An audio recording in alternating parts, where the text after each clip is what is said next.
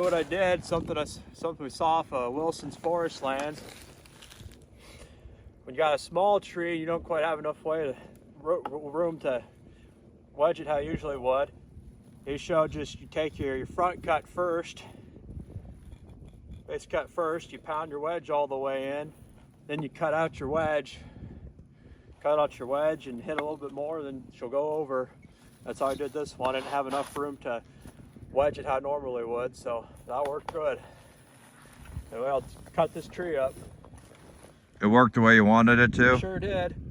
And so I had some open space over here. You can see I had a mulberry right here to my left on the other side. So here's the mulberry. You saw it when I was standing back there.